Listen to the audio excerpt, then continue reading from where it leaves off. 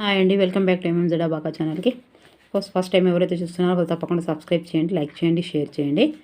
And ఈరోజు 7th లెసన్లో కొత్త రాజులు. సో 1 అవర్ కూడా పెట్టొచ్చు మేడం అని చెప్తున్నారు. అంటే 1 అవర్ వరకు కూడా వీడియో పెట్టండి మేడం అని చెప్తున్నారు. ఖచ్చితంగా పెట్టే ప్రయత్నం అయితే చేస్తానండి. మీరు మాత్రం తప్పకుండా చూస్తున్న ప్రతి ఒక్కరూ ప్లీజ్ దయచేసి లైక్ చేయండి. లైక్ చేయడం వల్ల చాలామందికి రీచ్ అవుతుంది. నేను కూడా చాలా హ్యాపీగా ఫీల్ అవుతాను. ఓకేనా? కొత్త రాజులు 11వ పాఠము 7వ తరగతి.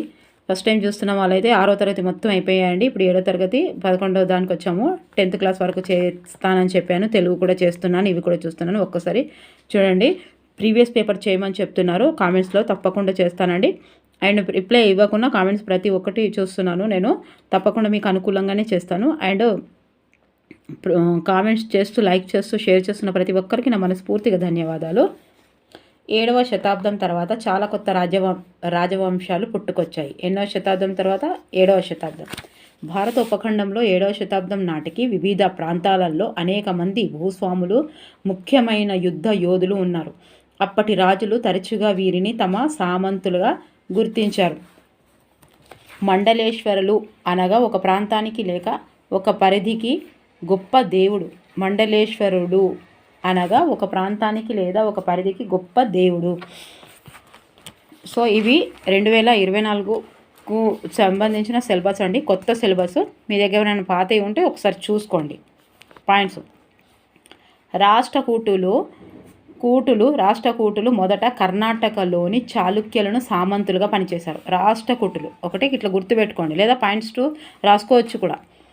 మీరు క్వశ్చన్స్ చదివేటప్పుడు అయినా సరే టెక్స్ట్ బుక్ ఖచ్చితంగా చదవాల్సిందే. చదివేటప్పుడు ఇదిగోండి ఇలా ఒక్కొక్క దానికి చదవాలి. రాష్ట్రకూటులు కర్ణాటకలోని చాళుక్యులకు సామంతులుగా పనిచేసేవారు.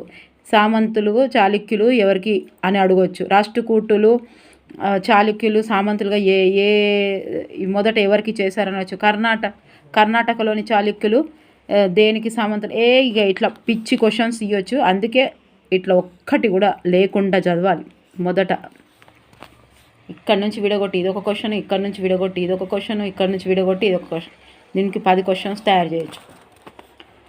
8వ శతాబ్దం మధ్యలో రాష్ట్రకూటులలో ముఖ్యమైన వాడు దంతిదుర్గుడు చాళుక్య ప్రభువును తొలగించి హిరణ్య గర్భ అంటే బంగారు గర్భం అనే సంస్కార విధిని నిర్వహించాడు. ఎవరు? దంతిదుర్గుడు. ఎవరైనా రాష్ట్రకూటులలో ముఖ్యుడు. తాను పుట్టుకతో క్షత్రియుడు కాకున్నను క్రతువులతో పునర్జన్మ పొందుతానని భావించాడు. కదంబ మయూర శర్మ గుర్జూర ప్రతిహార హరిశ్చంద్రుడు బ్రాహ్మణులైనప్పటికీ వారి సంప్రదాయ వృత్తులను వదిలిపెట్టి ఆయుధాలను చేతబట్టి కర్ణాటక, రాజస్థాన్లలో రాజ్యాలను స్థాపించారు. శాసనాలలో మొదట పేర్కొనే భాగాన్ని ప్రశస్తి ఏమంటారు? ప్రశస్తి అంటారు. ప్రశస్తులు పాలకుల కుటుంబాలు, వారి పూర్వపు రాజుల గురించి, వారు ఏ కాలానికి చెందినవారో, వారి ఘనతలను, విజయాలను తెలుపుతాయి. పరిపాలనలో సహకరించే బ్రాహ్మణ పండితులు ప్రశస్తులను రాసేవారు. రాజులు తమ విజయాలను ప్రశస్తులలో వర్ణించేవారు. మధ్యప్రదేశ్లోని గ్వాలియర్ ఎక్కడుంది? మధ్యప్రదేశ్లోని సంస్కృత లిపిలో లభించిన ఒక ప్రశస్తి ప్రతిహార రాజైన నాగభట్టు విజయాలను వర్ణించింది. నాగభట్టు చక్రాయుధుపై క్రనోజ్ పరిపాలకుడు విజయం సాధిస్తాడు. అతడు వంగ, అనార్థ, మాలవ, కిరాట, తురుష్క, వచ్చ, మచ్చ రాజులను ఓడించాడు. విదర్భ అనేది మహారాష్ట్రలోని ఒక భాగం. కళింగ అనేది ఒడిస్సాలోని కొంత భాగం. వంగ అనేది బెంగాల్లోని ఒక భాగం. అనర్థ అనేది గుజరాత్లోని భాగం. మాలవ అనేది మధ్యప్రదేశ్లోని భాగం. మత్స్య అనేది ఒక ఉత్తర భారత రాజ్యం. ఇవన్నీ ఎలా వేసుకోవాలంటే మ్యాప్ ద్వారానే వేసుకోవచ్చు. ఇక్కడ వరకు ఇక్కడ ఎక్కడుంది, ఇక్కడ ఎలా ఉంది, అది మ్యాప్ ద్వారా చూసుకోవచ్చు. ఓకే, వీలుంటే మీకు తప్పకుండా అది చూపిస్తాను బుక్లోని. తురుష్క అనగా టర్కులు. కిరాట అనగా వనవాసులు. గుర్తుపెట్టుకోండి ఇవన్నీ. కిరాట అనగా వనవాసులు. సాధారణ శకం 9వ శతాబ్దం నాటి పాలకుల భూదాన తామ్ర ఫలకల గుచ్చం కొంత సంస్కృతంలో కొంత తమిళంలో వ్రాయబడింది. రాజులు బ్రాహ్మణులకు మరియు తమకు సేవలు అందించిన ఇతరులకు తరచుగా భూదానాలు చేసేవారు. భూదానాలు రాగి పలకలపై నమోదు చేసి దానగ్రహీతలకు ఇచ్చేవారు. దేనిపైన? రాగి పలకలపై. కల్హనుడు కాశ్మీరును పాలించిన రాజుకు సంబంధించిన పద్యాలలో సంస్కృతంలో 12వ శతాబ్దంలోనే రాశాడు. గంగా నదిలోయ ప్రాంతంలో కనోజ్ ఒక ప్రత్యేకమైన ప్రాంతం. కొత్త రాజులలో ఎక్కువగా మహారాజాధిరాజు, గొప్పరాజు, రారాజు, త్రిభువన చక్రవర్తి, ముల్లోకాలకు రాజు మొదలైన గంభీరమైన బిరుదులను కలిగి ఉండేవారు. పన్నుల వసూలకై పాలకుల కుటుంబాల నుండి అధికారులను నియమించేవారు. వీరి నియామకం తరచుగా వంశపారంపర్యంగా జరిగేది. సైన్యం విషయంలో కూడా ఇదే పద్ధతిని కొనసాగించేవారు. గంగా నదిలోయ ప్రాంతంలో గల కనోజ్ ప్రాంతంపై నియంత్రణ కోసం గూర్జూర ప్రతిహారులు, రాష్ట్రకూటులు, పాలవంశపు రాజులు అనేక శతాబ్దాలుగా పోరాడారు. ఈ సంఘర్షణలో 3 పక్షాలు పాల్గొన్నాయి. దీనినే చరిత్రకారులు త్రైపాక్షిక పోరాటం అన్నారు.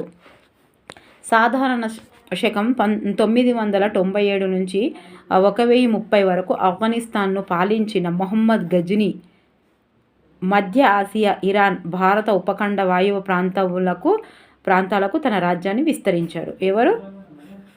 ఆఫ్ఘనిస్తాన్కి పాలించిన మొహమ్మద్ గజ్నీ.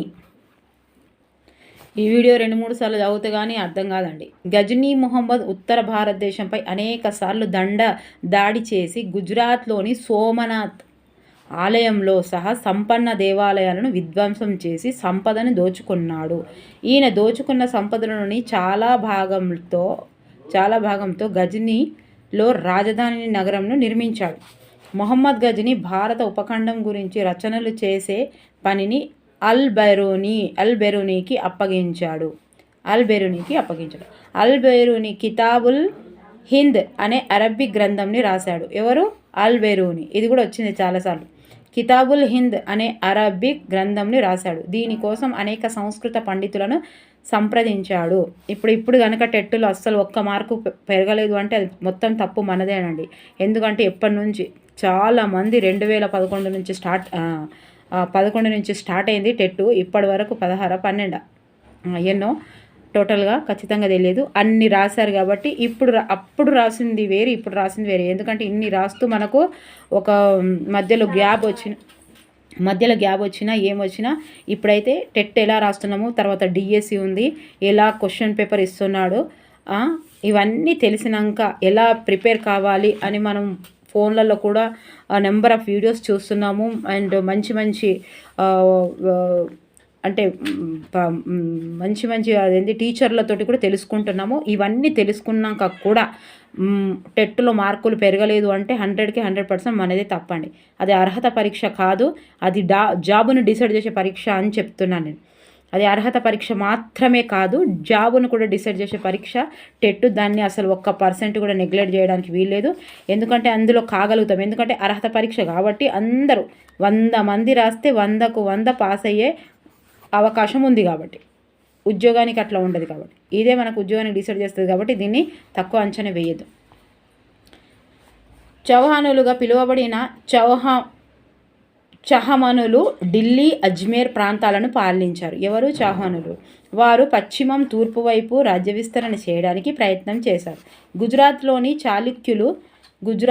చాళుక్యులు పశ్చిమ ఉత్తర భారతదేశంలోని గద్వాలు చౌహానులు వాళ్ళను వ్యతిరేకించారు. ఆఫ్ఘన్కు చెందిన మొహమ్మద్ ఘోరీని 1991 సంవత్సరంలో చౌహాన్ వంశస్థుడైన 3వ పృథ్వీరాజ్ ఓడించాడు. కానీ 1192 సంవత్సరంలో పృథ్వీరాజ్ ఘోరీ చేతిలో ఓడిపోయాడు. 3వ పృథ్వీరాజ్ పాలనా కాలం సాధారణ శకం 1168 నుంచి 1132 వరకు.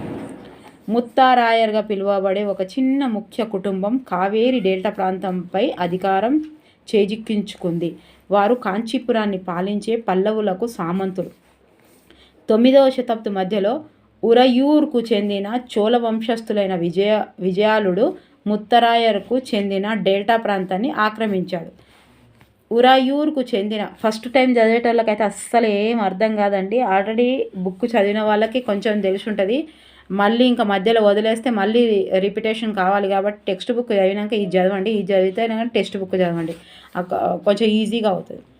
ఉయ్యూరుకు చెందిన విజయాలుడు తాంజావూరు పట్టణాన్ని మరియు నిశంభసూదిని దేవతలకు దేవాలయాన్ని నిర్మించాడు. పాండ్య పల్లవ ఉత్తర దక్షిణ ప్రాంతాలను విజయలుడి రాజ్యంలో అంతర్భాగం అయ్యాయి. చోళులో అతి శక్తివంతుడిగా పేర్కొన్న మొదటి రారాజు సాధారణ శకం 985లో అధికారంలోకి వచ్చాడు. మొదటి రారాజు కుమారుడు మొదటి రాజేంద్రుడు తన తండ్రి విధానాలను కొనసాగించి గంగా నదిలోయ శ్రీలంక ఆగ్నేసియా ప్రాంతాలను ఆక్రమించాడు. దీనికోసము నౌకాదళాన్ని అభివృద్ధి పరిచాడు. మొదటి రాజేంద్రుడు తాంజావూరులో, గంగకైకొండ, చోళాపురంలో పెద్ద దేవాలయాలు నిర్మించారు. మొదటి రాజేంద్రుడు తాంజావూరులో. చోళవుల కాలంలో దేవాలయాలు కేవలం పూజా కేంద్రాలుగా మాత్రమే కాకుండా ఆర్థిక, సాంఘిక, సాంస్కృతిక జీవన కేంద్రాలుగా వెలిశాయి. చోళుల కాంస్య విగ్రహాలను ప్రపంచంలో అందమైన వాటిగా పరిగణించారు. అనేక విగ్రహాలు దేవతలవిగా, కొన్ని భక్తులవి కూడా ఉన్నాయి. గంగకైకొండ దేవాలయం చోళులను సంబంధించినది. తమిళనాడు ప్రాంతంలో అంతకుముందే వ్యవసాయం అభివృద్ధి చెందినప్పటికీ 5-6 శతాబ్దాల మధ్యకాలంలోనే పెద్ద మొత్తంలో విస్తరించింది.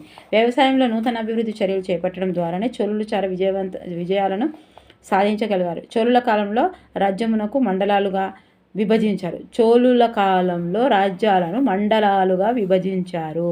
ఈ మండలాలను తిరిగి నాడులుగా విభజించారు. ఇది కూడా చాలాసార్లు వచ్చింది టెట్టులా.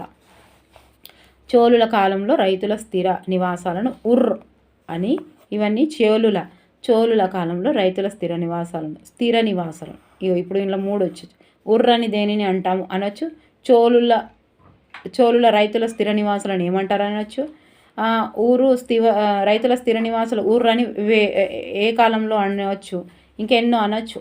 అది పిలిచేవారు. ఇలాంటి ఊరులు కొన్ని కలిసి నాడుగా ఏర్పడేవి. గ్రామ సభ నాడుల పరిపాలన సంబంధ వ్యవహారాలే కాక న్యాయ పరిపాలన, పన్నులు వసూలు కూడా చేసేవి. వెల్లాల కులానికి చెందిన సంపన్నులైన రైతులు చోళుల ప్రభుత్వంలో నాడులకు సంబంధించిన పాలన వ్యవహారాలను చూసేవారు. చోళరాజులు ధనవంతులైన భూస్వాములకు మువ్వెందవెలన్, అరయ్యర్ లాంటి బిరుదులిస్తూ కేంద్ర స్థాయిలో రాజ్యానికి సంబంధించిన ముఖ్యమైన బాధ్యతను అప్పగించేవారు. మువ్వెందవేలన్ అనగా ముగ్గురు రాజులకు సేవలందించే రైతు లేదా వేలన్. ఇక గుర్తుపెట్టుకోరు ఇది. ఓకే, ఇంతకుముందుకు వినకున్నా ఇప్పుడు గుర్తుపెట్టుకోండి. అరయ్యర్ అనగా ముఖ్యుడు అని అర్థం. అరయ్యర్ అనగా ఏంటిది? ముఖ్యుడు. చోళుల కాలంలో భూములోని రకాలు ఏంటిది? వల్లన్ వగై బ్రాహ్మణేతర రైతులకు చెందిన భూమి. వెల్లన్ వగై బ్రాహ్మణులకు బహుకరించిన భూమి శాలభోగ. బ్రహ్మదేయ బ్రాహ్మణులకు బహుకరించిన భూమి శాలభోగ. పాఠశాల నిర్వహణకు ఉపయోగించే భూమి దేవదాన. తిరునమత్తునికి దేవాలయాలకు బహుకరించిన భూమి. పల్లించందం జైన సంస్థలకు విరాళమిచ్చిన భూమి. బ్రహ్మదేయం పేరుగాంచిన బ్రాహ్మణ భూస్వాములచే కూడిన సభ సంరక్షణలో ఉండేది. వీరి నిర్ణయాలను శాసనాలపై, దేవాలయాల గొడవలపై నమోదు చేశారు. చోళుల కాలంలో నగరం అనే వర్తక సంఘాలు కూడా పరిపాలనా వ్యవహారాలతో పాల్గొనేవి. చోళుల కాలంలో సభ ఏ విధంగా నిర్వహించారో తమిళనాడులోని చెంగల్పట్టు జిల్లాలోని ఉత్తరమెరూర్ శాసనం పేర్కొంది. ఇక్కడ చెంగల్పట్టు జిల్లాలోని ఉత్తరమెరూర్ శాసనం పేర్కొంది. చోళుల కాలంలో సభ ఏ విధంగా నిర్వహించారో తమిళనాడులోని చెంగల్పట్టు జిల్లాలో ఉత్తమూరు శాసనం పేర్కొంది. సభలో నీటిపారుదల వసతులకు తోటలు, దేవాలయాలు మొదలైన వాటిని సంరక్షించడానికి ప్రత్యేక కమిటీలు ఉండేవి. ఈ కమిటీలకు అర్హులైన సభ్యుల పేర్లు చిన్న తాటాకుల మొక్కలపై రాసి ఒక కుండలో వేసి చిన్న బాలునితో ఒక్కొక్క ముక్కను ఒక్కొక్క కమిటీ కోసం తీయించేవారు. ఉత్తర మేరూర్ శాసనం చోళుల కాలంలోని గల సభలో ఎవరు సభ్యులుగా ఉండేవారో తెలియజేస్తుంది. చోళుల కాలంలోని సభలో ఉండడానికి అర్హతలు: వివిధ పన్నులు చెల్లించి భూమిని కలిగి ఉండాలి, స్వంత ఇల్లు కలిగి ఉండాలి, వయసు 35 సంవత్సరాల నుంచి 70 సంవత్సరాల వరకు మధ్య వేదాల గురించి తెలిసి ఉండాలి, పాలన విషయాలు బాగా తెలిసిన వారే నిజాయితీగా ఉండాలి. ఎవరైనా గత 3 సంవత్సరాలుగా ఏదైనా కమిటీ సభ్యుడిగా కొనసాగితే అతడు మరొక కమిటీ సభ్యుడు కాకూడదు. గతంలో లెక్కలు చూపని వారు కానీ వారి బంధువులు కానీ ఎన్నికల్లో పోటీ చేయకూడదు. రాజులు శక్తివంతుల గురించి శాసనాలు తెలియజేస్తుండగా 12వ శతాబ్దానికి చెందిన తమిళ భాషలోని పెరియ పురాణం సామాన్యుల గురించి తెలియజేస్తుంది. ఇది కూడా 3 క్వశ్చన్స్ ఇవి. సామాన్యుల గురించి తెలియజేసేది ఏంటి అంటే పెరియ పురాణం ఏ భాషలో ఉందంటే తమిళనాడులోని పెరియ పురాణం ఎవరి గురించి తెలుపుతుంది అంటే సామాన్యుల గురించి తమిళంలో తెలియజేసేది అంటే పెరియ పురాణం. చూసారా, ఇన్ని ఉన్నాయి. అదమారు గ్రామ పొలిమేరల్లో అదనూరు గ్రామ పొలిమేరల్లో పూలయులు తాటకుల గుడిసెల్లో దాసులుగాను జీవనం కొనసాగిస్తున్నారు. వీరి గుడిసెలు గడుపలు తోలు ముక్కలతో కప్పి ఉండేవి. వీరి పిల్లలను నల్లని ఇనుప కడియాలను ధరింపజేసేవారు. మరుడు చెట్లు అనగా అర్జున చెట్లు. మరుడు అనగా ఏంటి? అర్జున చెట్లు. ఓకే, ఇక్కడ వరకు అయిపోయింది. ఇది కొంచెం లెంత్గానే ఉంది. దాదాపుగా 60-70 క్వశ్చన్స్ ఉన్నాయి. ఇది ప్రాక్టీస్ బిట్స్. ఒకవేళ మీరు టెక్స్ట్ బుక్కే చదివి ఉంటే ఇవి పాయింట్ టు పాయింట్ మీకు నచ్చకపోతే ఇప్పుడు ప్రాక్టీస్ బిట్స్ మాత్రం చెయ్యండి. ఓకే, ఇవి ప్రాక్టీస్ బిట్స్ దేనికదే ఉన్నాయి కాబట్టి నెంబర్ ఆఫ్ ఉన్నాయి. అంటే ఏదో ఊహించి చెప్పడం కాదు, డైరెక్ట్ క్వశ్చన్ ఉంది కాబట్టి మనకు రిపీట్ అవుతుంది. డైరెక్ట్ క్వశ్చన్ కాబట్టి రిపీట్ అవుతుంది. తను ఎలా ఇచ్చినా మనం చేయగలుగుతాం.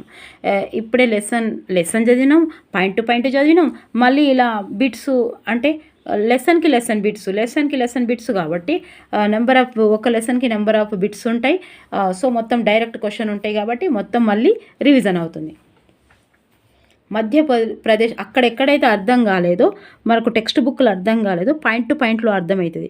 అక్కడ ఏమైనా అర్థం కాకపోతే ఇక్కడ బిట్స్లలో కూడా అర్థమవుతుంది. మధ్యప్రదేశ్లోని గ్వాలియర్లో లభించిన ఒక ప్రశస్తి ఏ రాజు యొక్క విజయాలను వర్ణిస్తుంది? చెప్పండి, ఏ రాజు? నాగభట్టు. మధ్యప్రదేశ్లోని గ్వాలియర్లోని లభించిన ఒక ప్రశస్తి నాగభట్టు. 1192వ సంవత్సరంలో మొహమ్మద్ గోరి చేతులు ఓడిపోయిన చౌహాన్ వంశపు రాజు ఎవరు? మూడవ పృథ్వీరాజ్. రాజకటులలో ఎవరు చాళుక్య ప్రభువును తొలగించి హిరణ్యగర్భ అనే సంస్కార విధిని నిర్వహించాడు? ఎవరు? దంతి దుర్గుడు. ఇక్కడ మొత్తం క్లారిటీ వస్తుంది మనకు. మధ్యప్రదేశ్లోని గ్వాలియర్లో లభించిన ఒక ప్రశస్తి ఏ లిపిలో ఉన్నది? ఏ లిపిలో ఉంది? సంస్కృత లిపిలో ఉంది. కాశ్మీర్ను పాలించిన చాలా బెనిఫిట్స్ ఉంటాయి మనకు.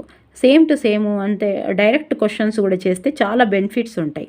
ఎందుకంటే ఇప్పుడు సంస్కృతం అక్కడ చదివిన ఇప్పుడు గ్వాలియర్లో లభించిన ప్రశస్తి ఏ లిపిలో ఉందని అక్కడ సంస్కృతం అని కొంచెం గుర్తుంది కదా, ఇక్కడ చేయడం వల్ల ఇంకా గుర్తుండిపోతుంది.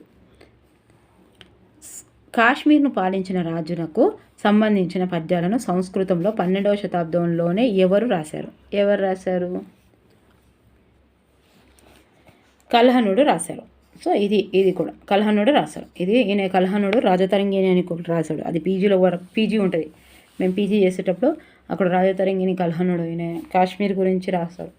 300 సంవత్సరాలు పరిపాలించాడు, అది ఇది అని రాస్తాడు. ఓకే, ఇది కూడా వచ్చింది టెట్లో, ఇంపార్టెంట్. ఇదైతే ఎప్పుడు వస్తూనే ఉంటుంది. ఇంకా వేరే కాంపిటేటివ్ ఎగ్జామ్స్లో కూడా చాలాసార్లు వచ్చింది ఇది.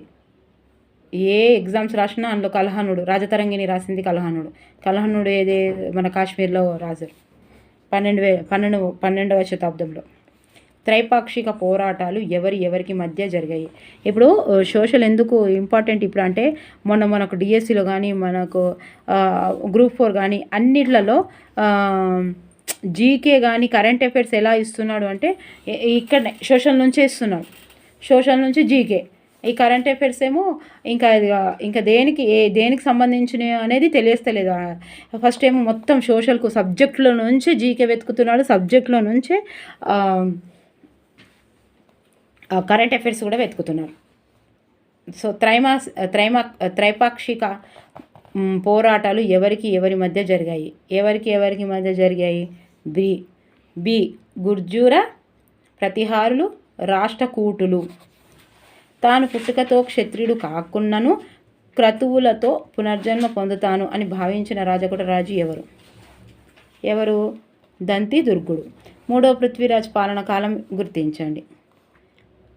1168, 1192. కాంచీపురాన్ని పాలించే పల్లవులకు సామంతులు ఎవరు? చోళులు.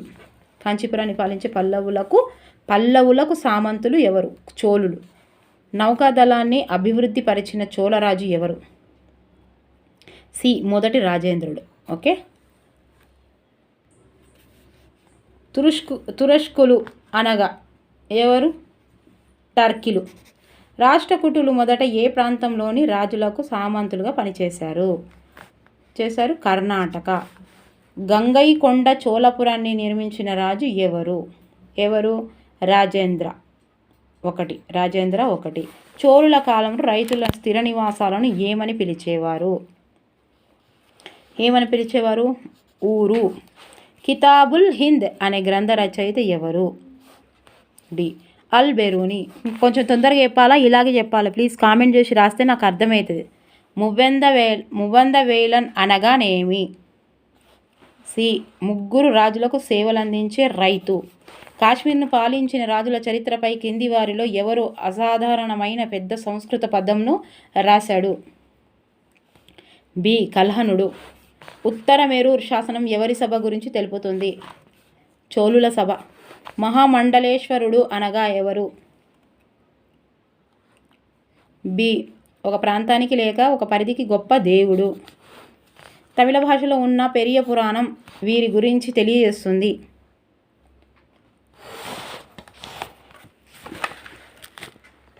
సామాన్యుల గురించి. నిశంభసూదిని దేవతకు దేవాలయాన్ని నిర్మించిన రాజు ఎవరు?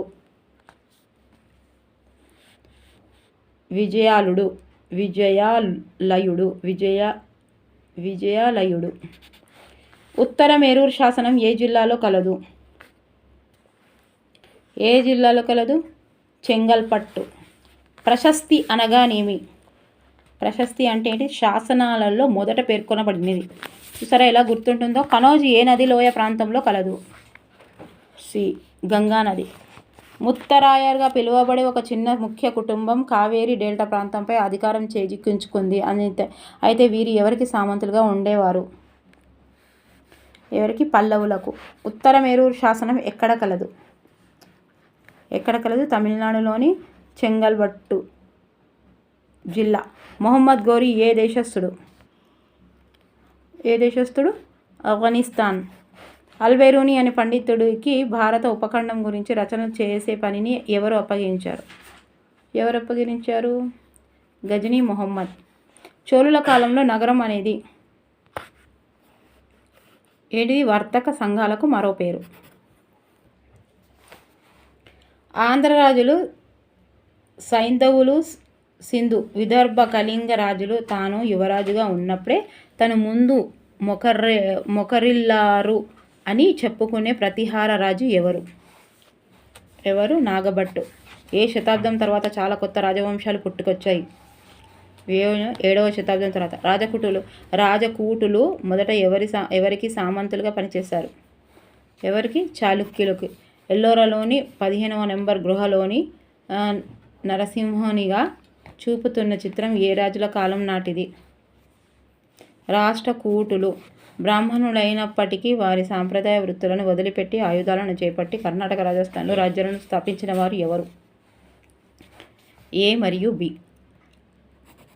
ఏ మరియు కదంబ మయూర శర్మ, గూర్జర ప్రతిహార హరిశ్చంద్రుడు.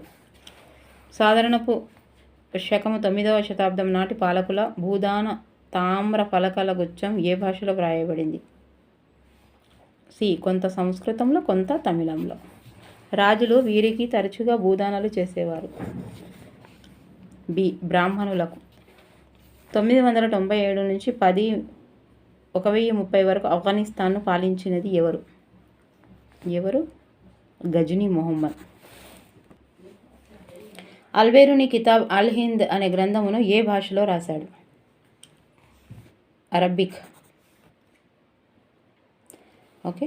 ఢిల్లీ, అజ్మీర్ ప్రాంతాలను పాలించిన రాజులు ఎవరు?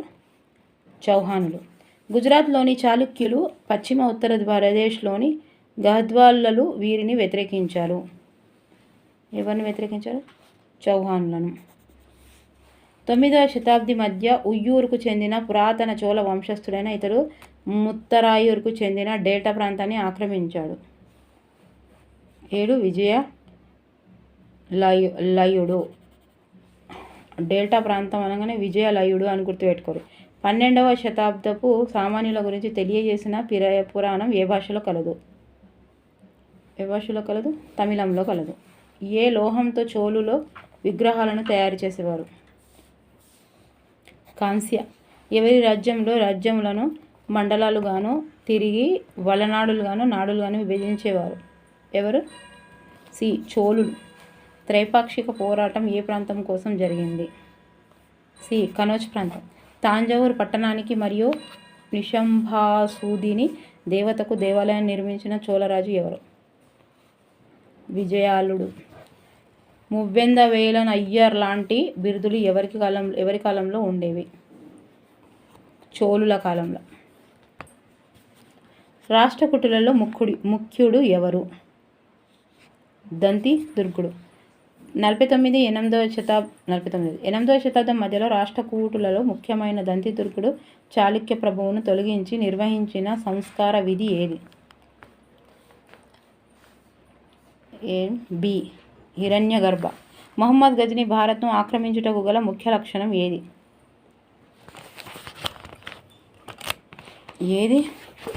గుజరాత్లోని సోమనాథ్ వంటి దేవాలయాలను కూలగొట్టడం. Answer is 4. మొహమ్మద్ గజనీ ఈ ప్రాంతమునకు తన రాజ్యాన్ని విస్తరించలేదు. ఇలాంటివి పొడగొట్టుకోవద్దు. తెలిసినవి. సి. ఇరాక్. ఊరుల సముదాయంను ఏమంటారు? నాడు. ఏ కులానికి చెందిన సంపన్నులైన రైతులు చోళుల ప్రభుత్వంలో నాడులకు సంబంధించిన పాలన వ్యవహారాలు చూసేవారు? వెల్లాల. చోళులలో అతి శక్తివంతుడిగా పేర్కొన్న మొదటి రారాజు ఏ సంవత్సరంలో అధికారంలోకి వచ్చాడు? 985. చోళుల కాలంలో వర్తక సంఘాలను ఏమంటారు? నగరం. గంగానది లోయ, శ్రీలంక, ఆగ్నేషియా ప్రాంతాలపై దాడి చేసిన చోళుల రాజు ఎవరు? బి. రాజేంద్ర 1. ముత్తాయర్గా పిలువబడే ఒక చిన్న ముఖ్య కుటుంబం ఈ డెల్టా ప్రాంతంపై అధికారం చేజిక్కించుకుంది. డి. కావేరి. కావేరియా? ఒక్క నిమిషం. ఇది కావేరియా? చూడండి ఒక్కసారి. గంగానా కావేరియా? కొంచెం డౌట్ వచ్చి చూశాను. ఇదిగోండి, కావేరీ డెల్టా ప్రాంతంపై అధికారం చేజిక్కించుకుంది. నాకు గంగా అన్నట్టు డౌట్, అట్లా కొంచెం డౌట్ వస్తే కూడా చూస్తాను నేను. కావేరీ డెల్టా ప్రాంతంపై అధికారం చేజిక్కించుకున్నారు.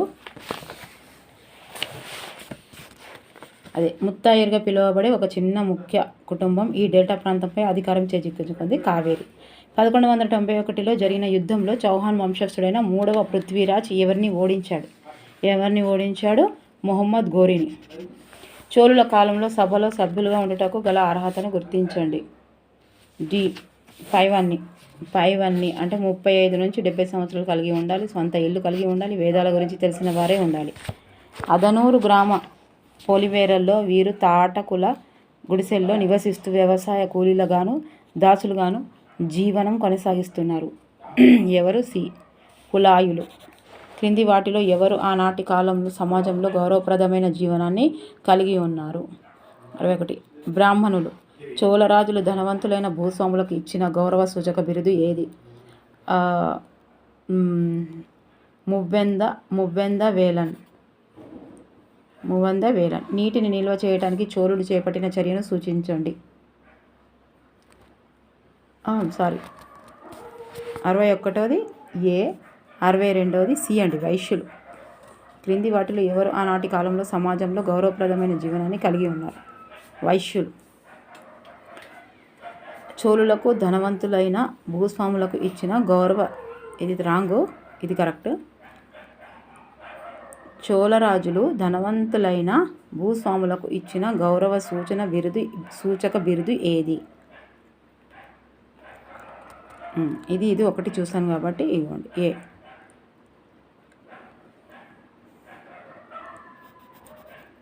చోళరాజులు ధనవంతులైన భూస్వాములకు ఇచ్చిన గౌరవ సూచక బిరుదు ఏది?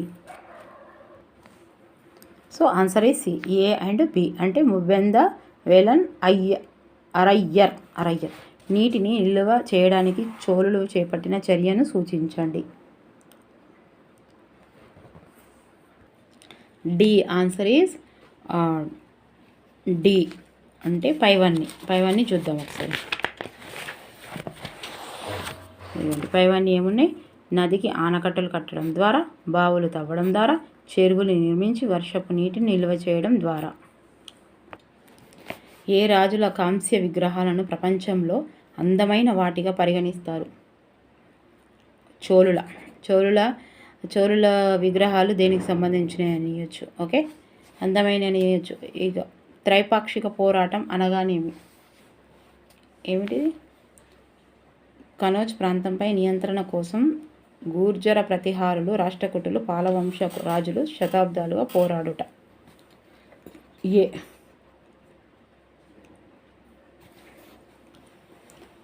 67ది జతపరచుము. విదర్భ. బి. మహారాష్ట్ర. కళింగ ఒడిస్సా. 2వది ఏ. 3వది డి. వంగ. డి. బెంగాల్. అనార్త. 67వది అనార్త. 4th one C. జాగ్రత్తగా చూసి పెడుతున్నానండి, ఎందుకంటే ఇవి మనం కన్ఫ్యూజ్ అవుతాం కాబట్టి చూసే పెడతాను. ఓన్గా ఏది పెట్టను తెలిసినా కూడా, ఎందుకంటే ఎంతోమంది చూస్తుంటారు. అప్పుడే అంటే ఎక్కడైనా ప్రింటింగ్ మిస్టేక్ వస్తే తప్ప మీరు చూస్తూనే ఉంటారు కాబట్టి, నేను కూడా ఎక్కడైనా మీకు మిస్టేక్ చెప్పినా అప్పుడే అర్థమైపోతుంది, ఎంతోమంది చూస్తారు కాబట్టి. తర్వాత ఇదిగోండి 768. వీళ్ళు కూడా కొన్ని ఉన్నాయి, చూద్దాం.